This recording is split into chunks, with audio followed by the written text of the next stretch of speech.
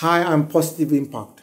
Another perspective. A life of high and positive impact does not necessarily mean a life of financial and economic strength, power, or great possessions. While the pursuit of self-actualization may not earn you quick financial returns, it will give you fulfillment from within and earn you an uncommon goodwill from those you directly and indirectly impact.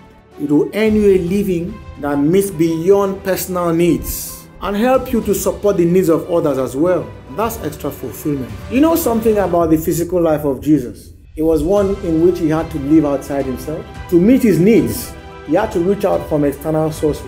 Remember when he had to pay tax? Remember when he had to ride on an ass? Remember when he had to eat the supper with his disciples? Remember when he had to feed 5,000 and 4,000? What was the source? And even in death, when he had to be buried, his grave was provided. He exhibited all through that a man's life does not consist of the abundance of what he has. Think about that a little.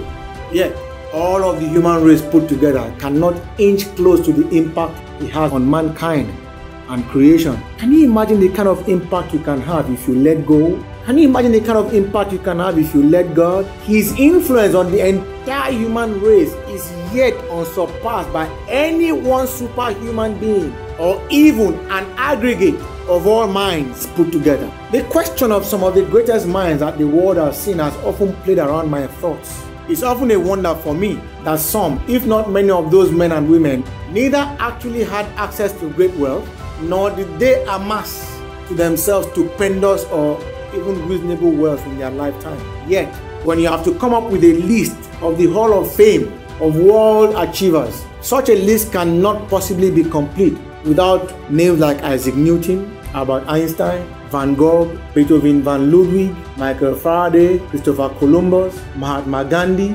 Abraham Lincoln, William Shakespeare, Charles Dickens, Edwin Armstrong, Johannes Gutenberg, Tesla, and more. Now, the question is were these men financially rich in their lifetime? Maybe yes, maybe no, oftentimes no. Were they influential? Of course they were influential. Did their ideas, did their creativity and innovation mean impact to the world? Of course they did. Were they celebrated or disputed against in their lifetime? Yes, no. These questions hold the aces in the treatment of this question. One thing is sure though, the world, after these men, benefits more from their inventions than they did physically. And this trend continues to date.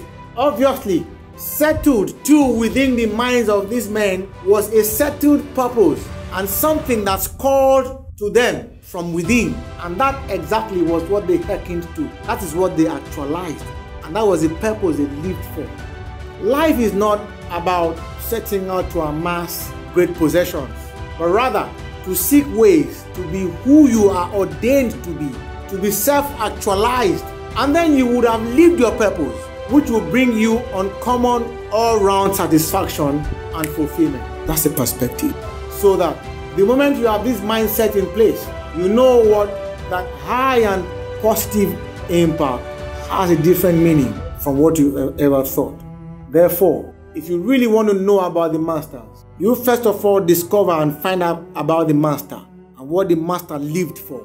It will teach you how to live life of great impact that surpasses anything that anybody can ever imagine.